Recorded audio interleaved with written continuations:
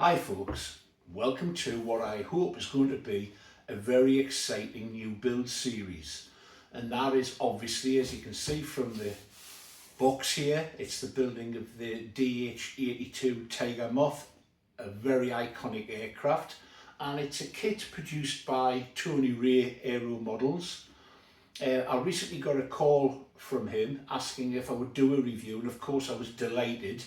And within an hour or so, I also got a message ping up from Leeds Model Shop to say that they would be sending the model to me. Now, as it happens, I was near Leeds Model Shop when it arrived and I was able to pick it up. So Leeds Model Shop are the distributors, Tony Ray is the manufacturer. When I looked at Tony's site, he mainly produces, or he has in the past produced, either very large scale gliders of a very high quality, or diminutive smaller models which are borderline indoor models. So I was quite surprised when this appeared on the site, and also when Tony asked me if I would do a review on it, because it's what I would call a bog standard size for RC in the UK, around about the 60-inch size. It's already been reviewed by Cliff Harvey. In fact, Cliff Harvey has built the basic airframe already. And I've chatted to Cliff quite a bit, and I'll be basically walking in his footsteps and picking up a few tips he's discovered on the way. And of course, I'll be adding my own personal touch and making some changes to the model to make it mine. If you stick to the instructions, it'll make a perfectly fine model and a very good quality model from what I've seen, I'm sure. But I want to add a few of my own little refinements. The first of which that will be pretty obvious by those who follow the channel is this won't be electric. I'll be putting in a nitro engine, a 4-stroke that I've already purchased and I've already test run, and I think it'll be a perfect match for this little beauty. So let's have a closer look and do what they say is an unboxing. I've already peeked, but it's for you to see.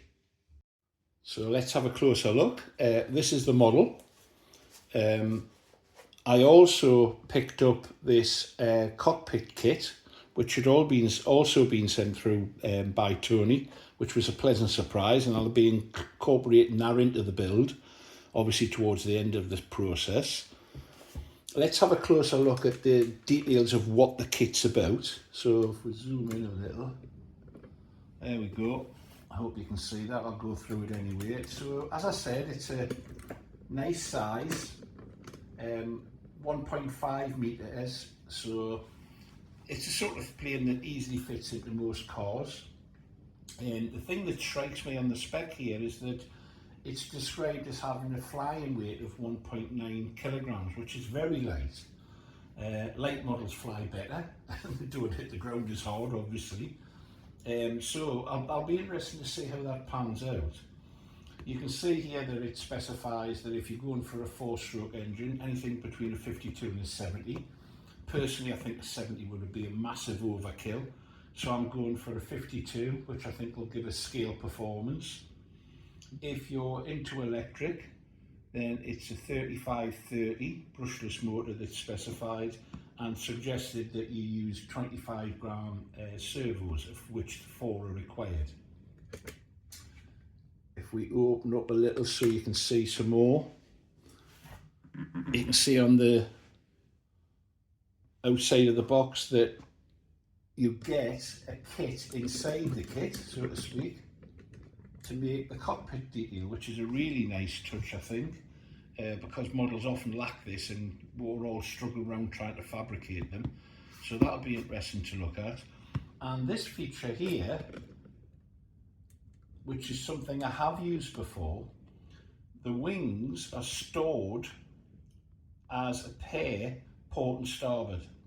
And that means that the model's very, very easy to transport. Great idea, a great little touch, and it means it can be left basically almost fully rigged, so you don't have to worry about rigging the model in the field and obviously spending a lot of time rigging rather than flying. Let's have a look inside.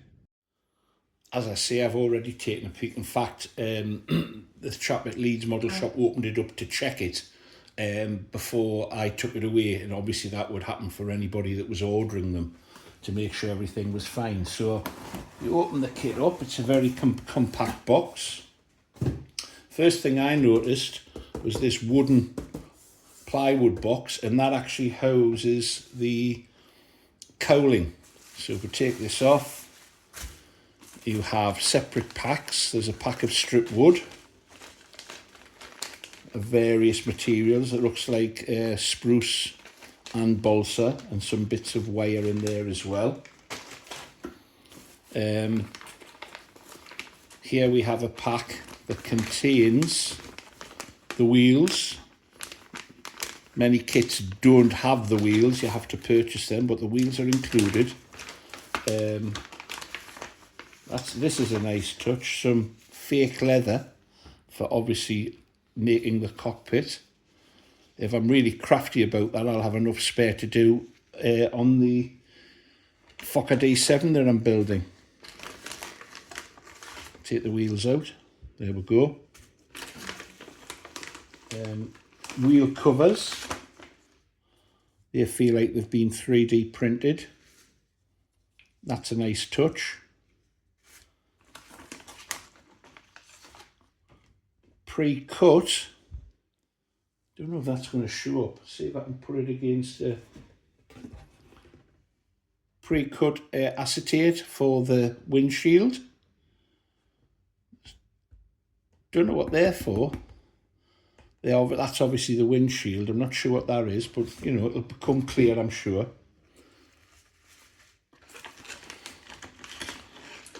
Some aluminium plate, or aluminum as we see across the pond.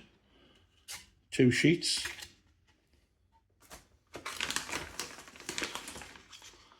That's the oil tank.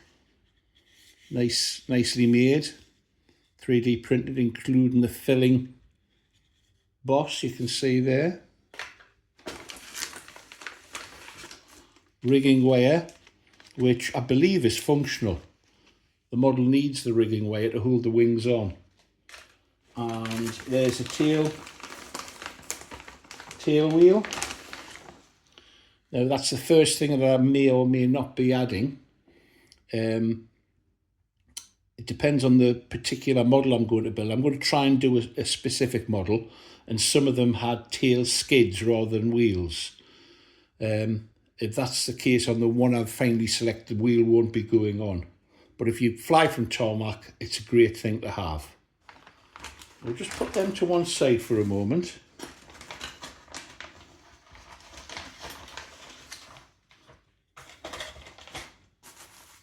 Here's quite a hefty pack, and as you can see, here we have the cockpit control panel that's been laser cut. So that's basically a pack of laser cut parts, and they're obviously the interplane struts, all clearly labelled, and burnt in are the identifying tags, T3. The particular sheet, we'll have a look at how all this comes together, I'm sure, as we go through the build. That's an interesting sound, isn't it? Let's have a look.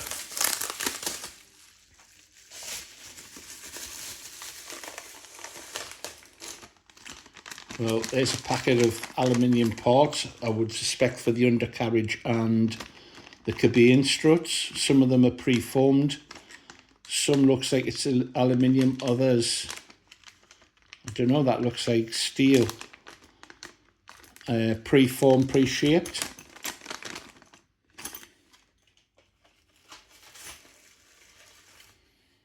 Here we have instrument panels, identification, right, and that'll all add it nicely to the build. Nice touch, that. Here we go. Plans, as you can see, Tony Ray AeroModeling Limited.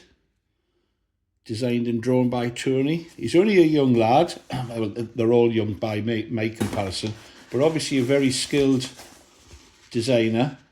And I've spoken to Tony, and he's also a keen aeromodeler. It's not just a business for him, it's something that he personally enjoys, and he chatted to me about swapping over from electric to a glue engine for this model, and he showed me the video of its maiden flight when he did it.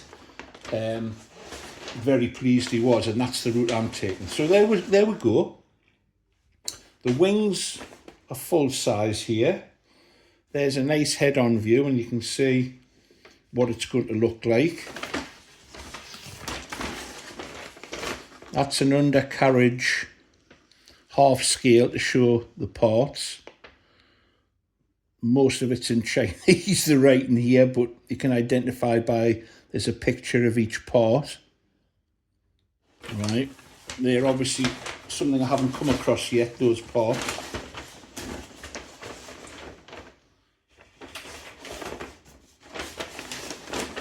So there we have the identified parts for the fuselage, but there's not a conventional full-size plan for the fuselage, which is something I personally prefer, but we'll see how it goes. CG is clearly marked on. Here's the second sheet I'm just taking out now.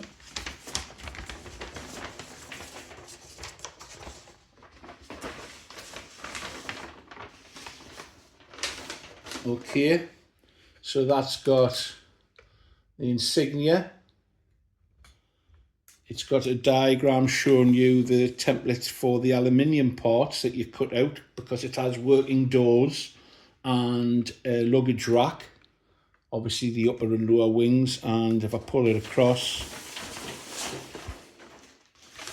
you can see here full scale for the rudder and the tail. And you can see here that the wings are pegged on with these lugs held onto the fuselage, into the cabin. So first thing is, it hasn't got a full size plan for the fuselage, but it has for the wings, tail and rudder. That's the first thing I've noted.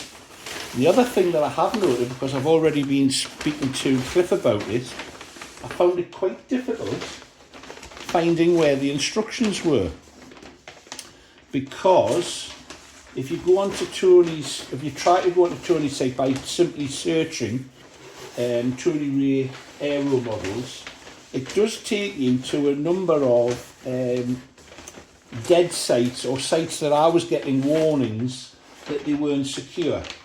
But I spoke to Cliff, and Cliff was able to point me in the right direction, and I will put a link to the correct website that you need to find the instructions. And perhaps that's an omission that Tony could rectify by simply including a piece of paper with the correct website to go to. But I'll show you that in a moment after we've had a look at what's in the box. Let's get back to this.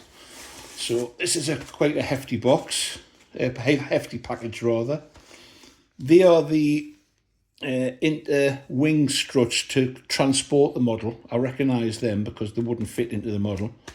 This is the heavier gauge plywood that's been laser cut. That looks really nice. Just pop that back in. And then here's another pack of longer pieces. I haven't opened them yet. I will open them obviously, but I'll keep them like this for the moment. And it looks really good quality. And finally, if we lift this box out, the box is pulled apart now. It's simply used for transporting. This is the cowl.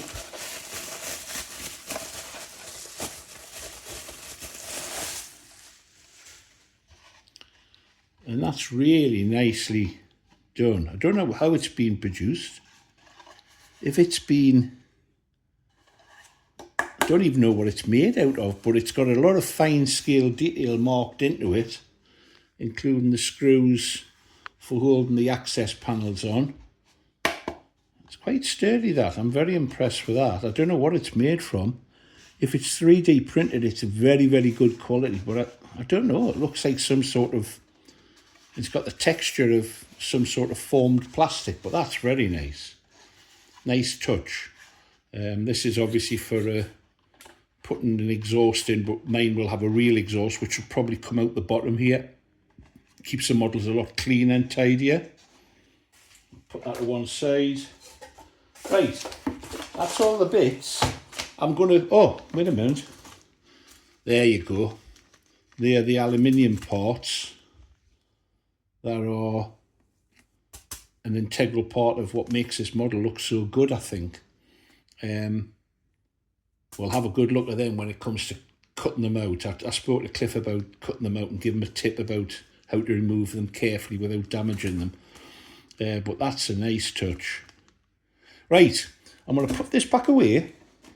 Oh, but before I do, let's have a quick look at the interior kit. So if you want to go down this route and purchase one of these separately, then you can do so. Cockpit interior, depends how far you want to go. Obviously, most of the time, all you see is the figure chest up. But if you want to take that extra step, this is the way to go. So it's a kit in its own right, obviously. Set of instructions, how to do things. There are control sticks, joysticks. And then wrapped up laser cut parts. And these must be the seats, yeah. And there's a difference between the passenger seat or the trainee seat and the pilot seat. They were basically like that in any, because I have seen them without any cushioning at all in them. But I will be probably making the cushioning to just add to it. They've obviously been 3D printed. That's one. And then just throw the box down. This is the other. I can't remember which way around they go actually. This one's different, but once again 3D printed, and need a little bit of work to clean it up and to fill the 3D print layers. I would say that's a pretty average 3D print, but it saves a lot of time. Right, I'm going to pack all this away, and then I'm going to take you to the computer to show you the format for the instructions. Because once I eventually found them, I think they're very, very helpful. Let's pause for a second. Before I show you the instruction site, there's this, of course, which is a box of lovely bits. Some very tiny bolts and nuts in there, and there's no way I'm opening this on a table at the moment. But yeah, that looks great. Really neat touch, thoughtful. You would normally find these in packets, which are a nightmare for you dropping them and losing bits. But there you go. Nice touch, that. Let's look at the instructions now. Okay then, this is the site that you need, and thanks once again to Cliff for pointing me in the right direction. I will put this link at the bottom of the video that I'm about to post. This is the home page, and you will notice that there's a Junkmeister on the artwork there, and that's because this is the latest project that Tony's working on. It's not yet completed. He's designed the fuselage to completion and the wings. I think he's began that now, and that looks like it's going to be a beautiful model. I think that's going to be it is going to be 1/5 scale. He initially did it in the same scale as the Tiger Moth, 1/6, but the Junkmeister is a small aircraft full size, so 1/6 made it quite diminutive.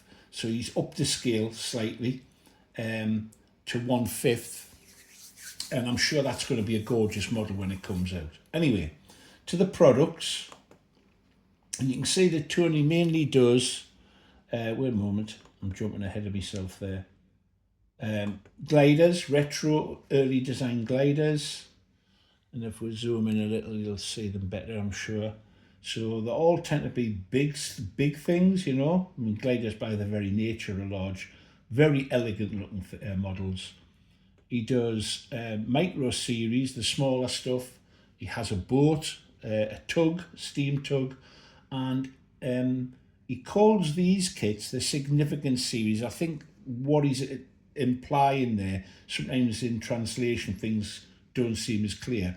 These are the true scale models that he's producing, powered version. And in there, at the moment, he has two models. One of them is a German fighter. I'm not familiar with what it is, but it's a large model. The full works, retracts, flaps. It's a big model. And one is the Tiger Moth. And for the instructions, you go to the downloads up on the top bar here. We click on that. And then this page pops up. And then you go down. And as it was the last one that was built, it's the latest product for this year. It's this one that we want, the DH.82. If I click on it, you should be able to download it. I've already downloaded it. There you go. And what you get are basically a set of instructions that you would in the past have had in paper, pushed in a kit, but that's all extra weight, it's extra cost, and of course it's a bigger impact on the environment. So a lot of kits are now going this route where you would have online, and you have the computer open and looking at it. I would recommend that what I'm going to do personally is to download, we'll just go down a little bit, the parts list. So there's a picture of it, and there's the wooden sheets in inventory of what's in. And I'll be printing off these so that I can find the parts that I'm looking for. And I think that's a useful way to approach kits like this. Because if you don't, you're going to be in a world of pain. You need to know what the parts are and where to find them. Part location lookup form. So the part that you're looking for, the sheet that it will be on, the part number, and so on. And that makes it possible to actually find all of the bits you're looking for. And here we go. I think that's worth printing off and pinning up in the workshop or keeping with the project box.